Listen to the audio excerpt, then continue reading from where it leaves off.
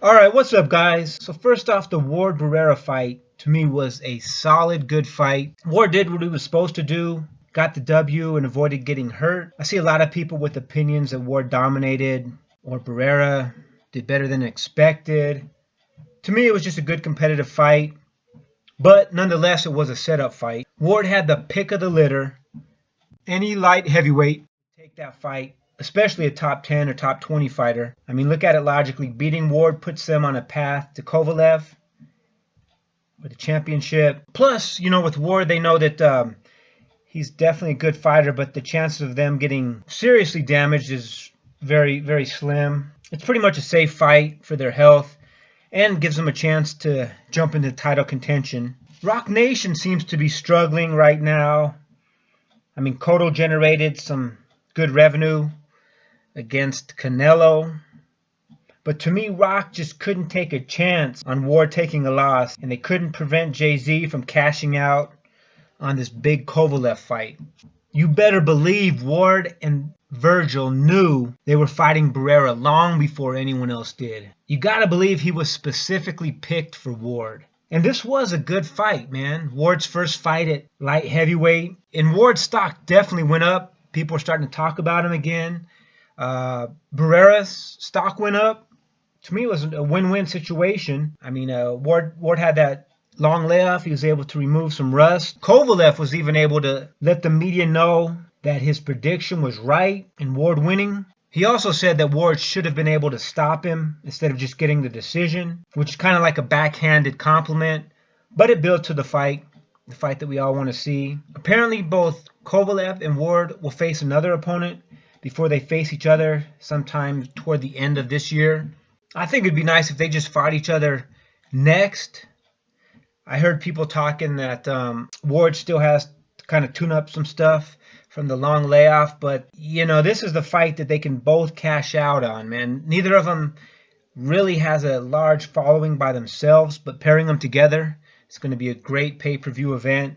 Anything can happen when you step in the ring, so if they fight someone else, they could get hurt, maybe even take a loss. So if it was up to me, I'd put them together next, but you know, if they have to do what they have to do, I guess. I'm excited for the fight.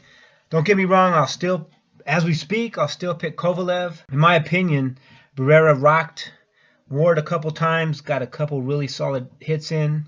Didn't really hurt him, but rocked him. And I think if Kovalev gets that chance, might be a different story. But Ward is tough, man. I know a lot of us were concerned just because we haven't seen him in so long, if his skills diminished or how much ring rust he would have. But man, I think he'll do all right. I think it'll be a great fight against Kovalev. Now, if we can just stop with the Triple G needs to call out, fight, and beat Ward nonsense.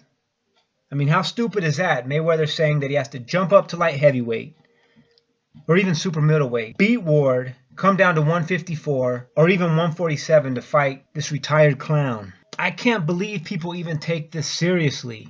I mean, but it's getting a ton of attention. Mayweather says Danny earned his shot by being an undefeated champ who has beaten the journeyman Paulie Malignaggi and Robert Guerrero at 147.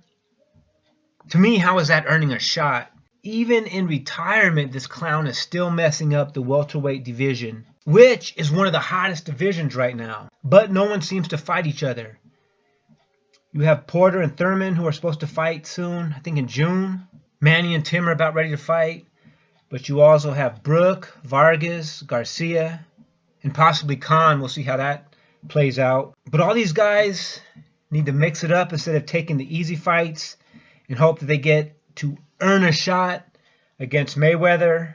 I can't believe this guy is still getting all this attention. If Mayweather is able to come back and sell a pay-per-view fight against Danny Garcia, he deserves to receive the Used Car Salesman of the Decade award. I mean, Danny does terrible unless someone just lunges their face into him. I mean, he's a good fighter, but I mean, Herrera beat him. Arguably, Peterson beat him, or at least did very well against him. So how is a dude who never engages going to put up a good fight against Garcia? But anyway, man, things are starting to look good. Hopefully, Kell Brook gets to fight soon.